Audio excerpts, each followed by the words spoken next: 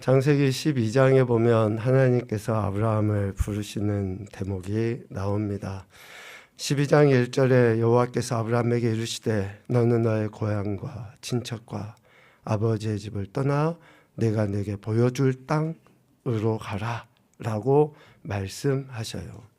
75세에 아브라함이 살고 있었던 땅은 하란 지역입니다.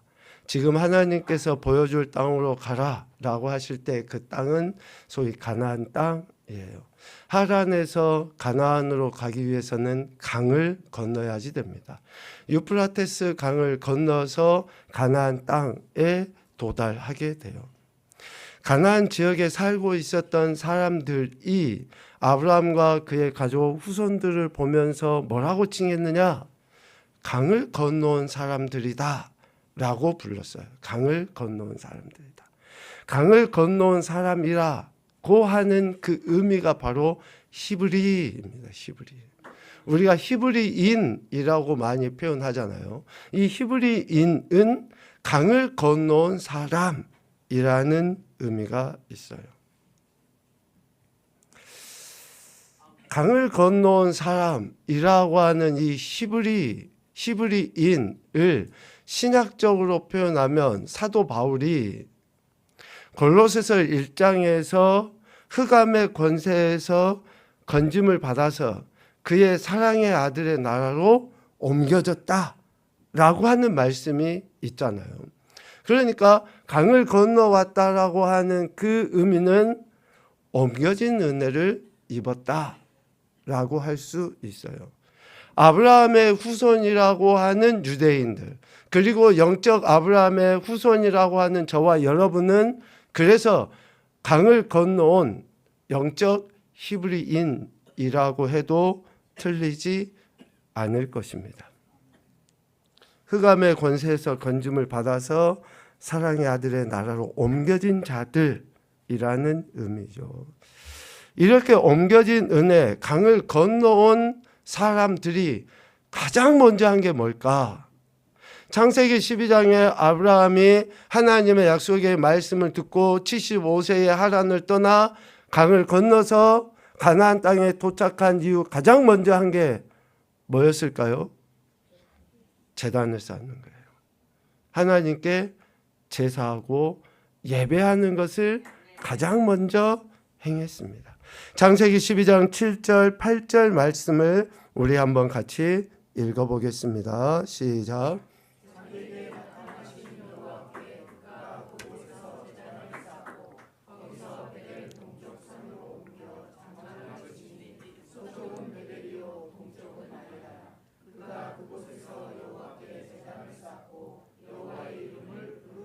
아멘. 강을 건너온 사람, 즉 히브리인, 다시 말하면 옮겨진 은혜를 입은 사람들의 가장 큰 특징, 첫 번째 변화된 모습은 예배입니다. 예배. 왜 우리가 예배를 소중하게 여겨야 되느냐? 왜 우리가 예배 시간 마음을 다하고 우리가 그 하나님께 감사 찬양 영광 올려 드려야 되느냐? 우리가 옮겨진 은혜를 입었기 때문에 그래요. 즉 강을 건너온 자들이기 때문에 그렇습니다. 하나님께서 우리를 택하셔서 부르시고 보내신 그러한 인생들이기 때문에 우리는 예배를 그 무엇보다도 소중하게 여기고 예배를 드림으로 우리가 강을 건너온 인생이라, 즉 구원받은 인생이라고 하는 그러한 증거를 우리 삶에서 드러내 보여야 한다라는 것입니다. 우리 향상교회 2026년 목표 한번 읽어보겠습니다. 시작.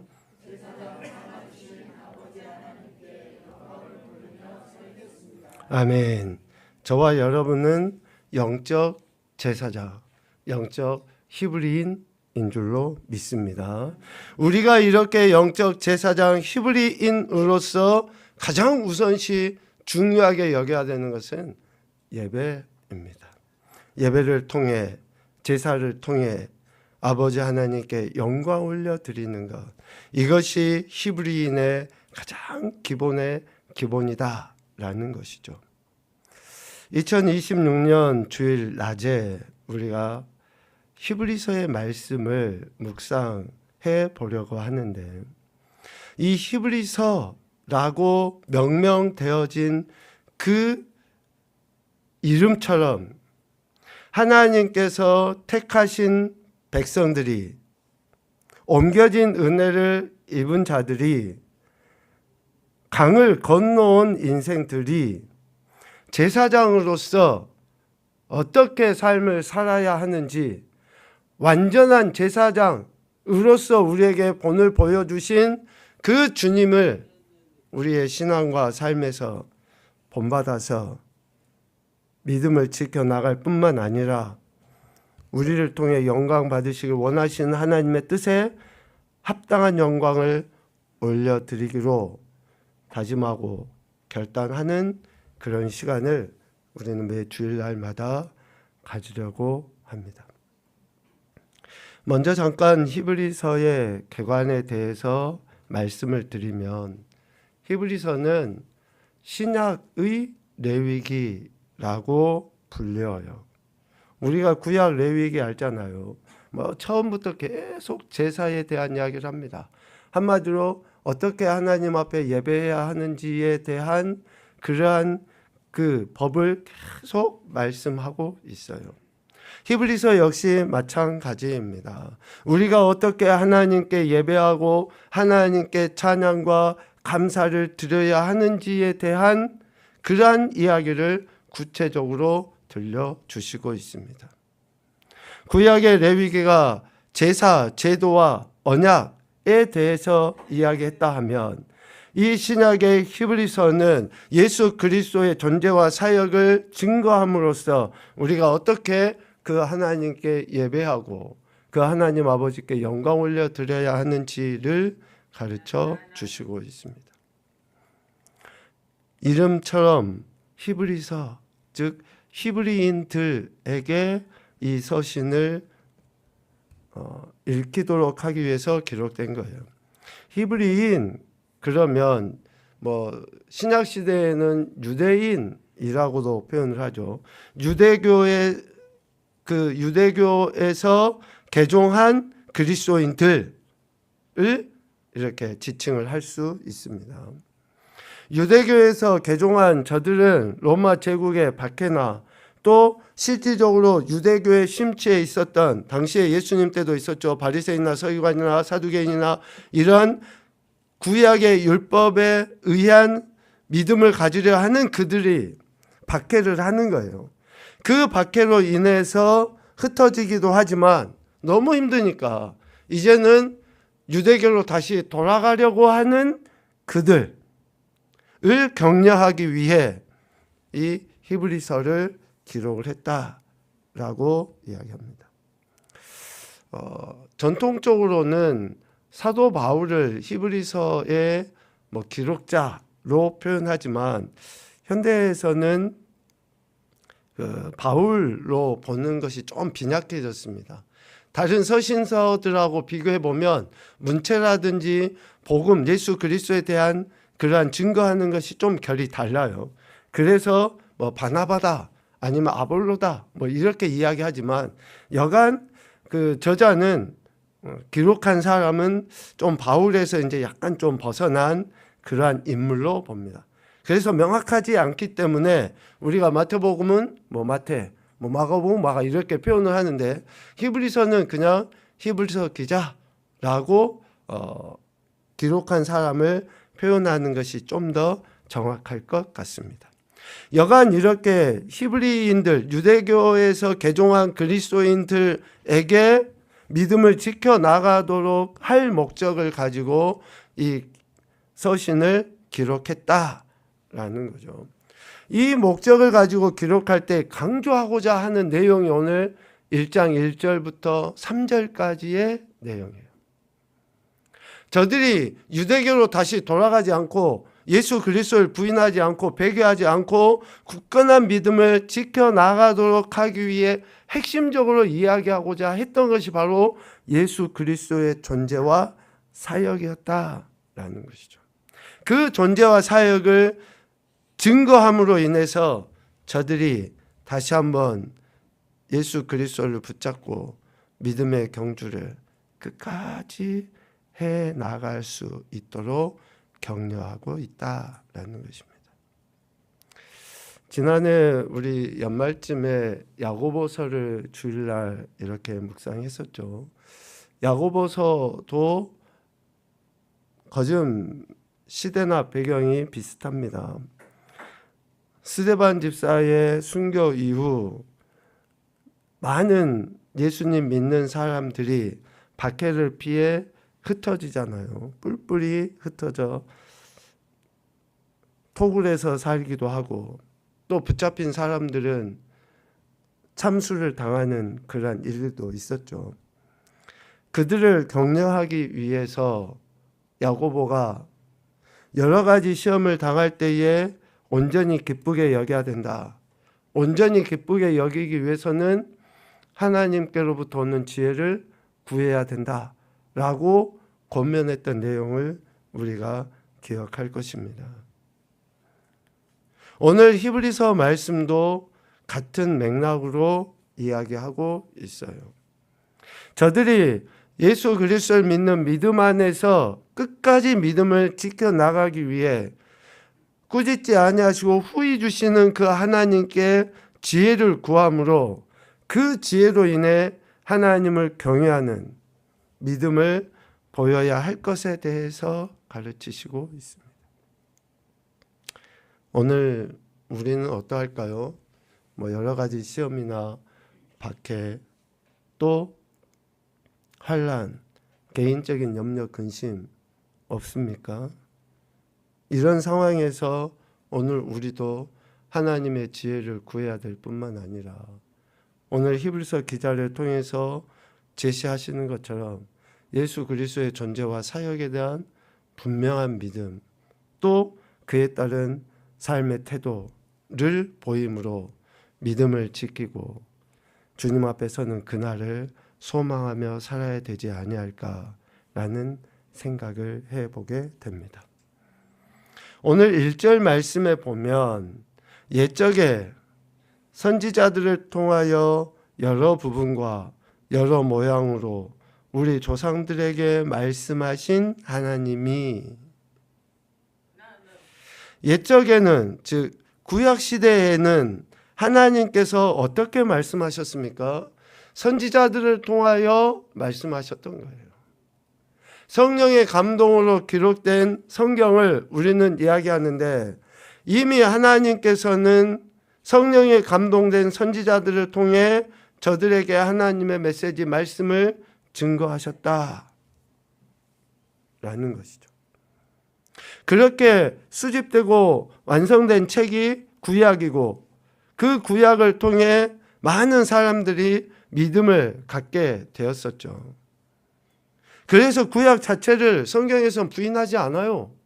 구약도 이미 하나님께서 성령의 감동을 받은 이들을 통해서 말씀하셨고, 그 말씀하신 것들이 기록되어져서 지금 저들에게, 오늘 우리에게까지 온 거죠.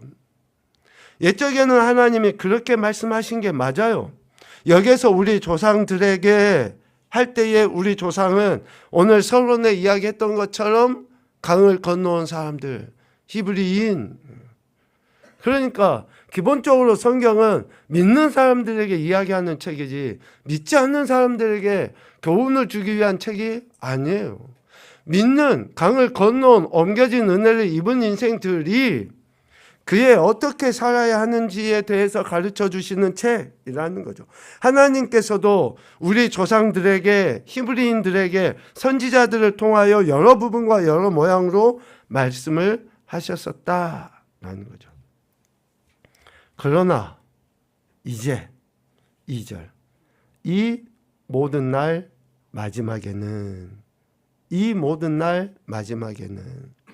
구약 시대가 끝나고 초림의 주님으로 오신 예수 그리스도로부터 시작돼서 재림의 때까지 이 모든 날 동안에는 하나님이 선지자들을 통해서 말씀하시는 것이 아니라, 2절 다시 한번 읽어볼까요? 시작. 이 모든 날 마지막에는 아들을 통하여 우리에게 말씀하셨으니 이 아들을 만유의 상속자로 세우시고 또 그로 말미암아 모든 세계를 지으셨느니라. 아멘. 이제 구약 시대처럼 하나님이 선지자를 통해서 말씀하시는 것이 아니라 초림의 주님으로 오신 예수 그리스도 이후의 모든 시대에는 누가 말씀하시는가요? 아들 예수 그리스도께서 우리에게 말씀하시는 겁니다. 여러분, 그래서 다른 누구를 통해서 우리가 말씀을 들으려고 하는 것이 아니라 우리 각자가 하나님의 말씀을 예수 그리스도로부터 들어야 할 존재가 되었다라고 하는 믿음과 확신을 가지실 수 있기를 소망합니다. 이것이 영적 제사장이에요. 또 영적 선지자입니다. 영적인 왕의 존재예요. 저와 여러분이 예수 그리스도를 믿는 인생이라 하면 이제는 우리 각자가 하나님으로부터 주시는 말씀, 예수 그리스도로부터 들려주시는 이 말씀을 듣고 살아가는 인생이 되었다라고 하는 것을 오늘 본문에서도 분명하게 이야기합니다. 구약시대 하나님의 말씀을 대언했던 선지자들과 전혀 다르게, 결코 동급일 수 없죠. 하나님의 본성을 지니신 아들 예수 그리스도께서 이제 우리에게 하나님의 말씀을 직접 증거하고 계신다라는 것을 이야기합니다. 아들을 만유의 상속자로 세우시고 아들로 말미암아 모든 세계를 지으셨다라고 이야기합니다. 그 아들은 3절 하나님의 영광의 광채시고 그 본체의 형상이시다. 그의 능력의 말씀으로 만물을 붙드시고 죄를 정결하게 하는 일을 하셨다. 높은 곳에 계신 지극히 크신 이의 우편에 앉으셨다. 앞서 말씀드린 것처럼 오늘 1절, 2절, 3절 말씀은 히브리서 전체의 핵심의 이야기이기도 하고 특별히 오늘 1장 4절 이하의 말씀의 주제이기도 합니다. 4절부터 14절까지 말씀은 1절부터 3절까지의 말씀의 증명이에요. 증명. 왜 예수 그리스도가 만유의 상속자이신가? 모든 세계를 지으셨는가? 영광의 광채이신가? 그가 죄를 정결하게 하실 수 있는가? 라고 하는 것을 증명해 보이고 있어요.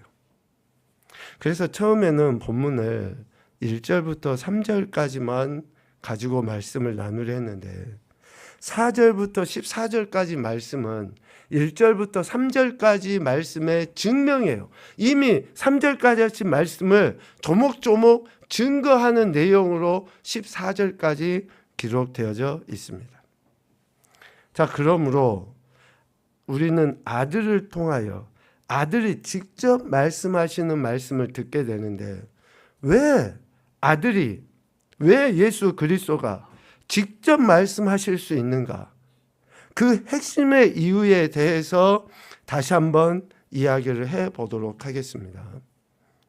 이전에처럼 선지자들을 통해서 하지 아니하시고 왜 아들 예수 그리스도가 우리에게 직접 말씀하실 수 있는가? 2절 중반에 이야기합니다. 만유의 상속자이시기 때문에 그래요.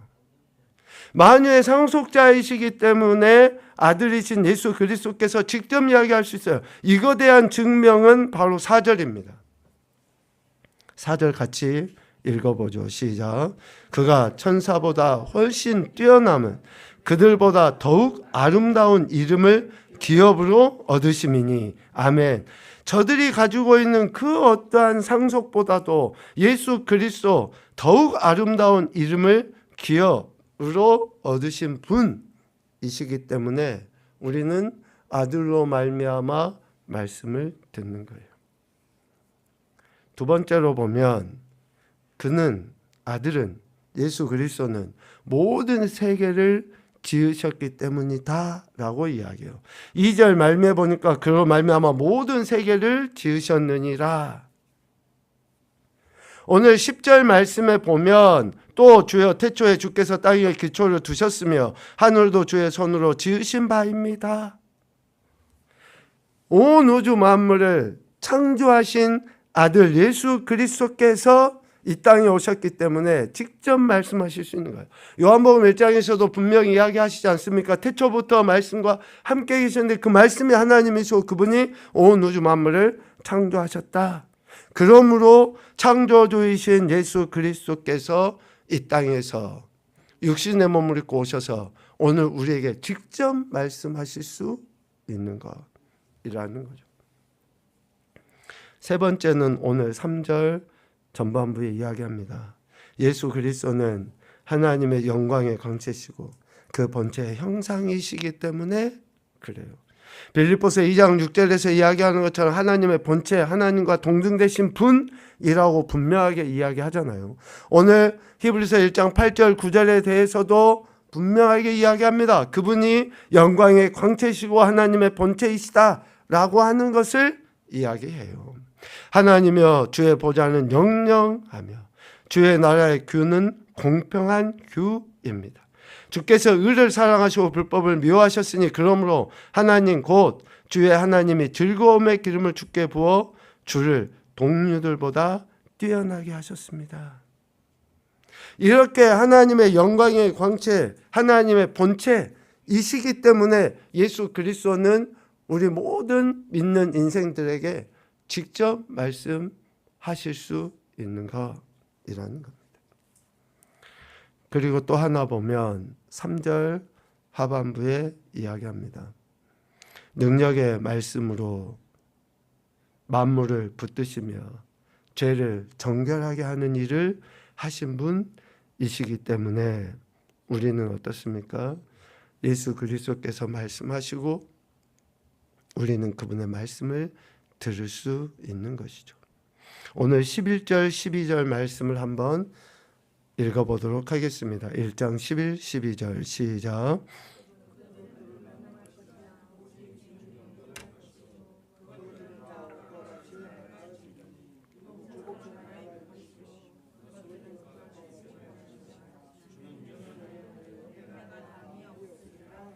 아멘. 이렇게 능력의 말씀으로 만물을 붙드시고 정결케 하시는 그분, 우리 다음에 보겠지만 히브리서 9장 12절 말씀에는 예수 그리스도께서 자기 피로 영원한 속죄를 이루셔버렸다라고 하는 거예요.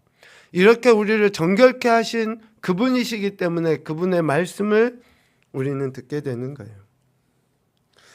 지금까지의 선지자들과 비교할 수 없는 이러한 능력과 권세를 가지신 아들 예수 그리스도께서 오늘 우리에게 이야기합니다. 한 가지만 더 보면 오늘 3절 말미에 이야기해요. 하반부에 지극히 크신 이의 우편에 앉으셨다.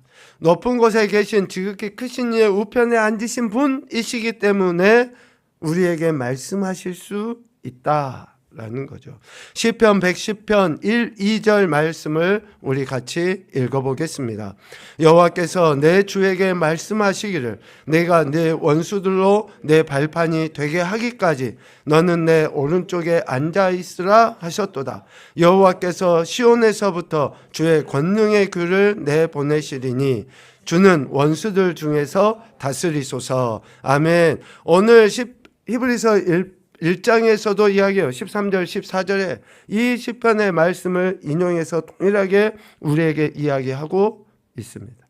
높은 곳에 계신 지극히 크신 이의 우편에 앉으신 하나님이시기 때문에 예수 그리스도는 육신의 몸을 입고 이 땅에 오셨으나 택하신 백성에게 직접 말씀하실 수 있는 분이시다라고 이야기를 합니다.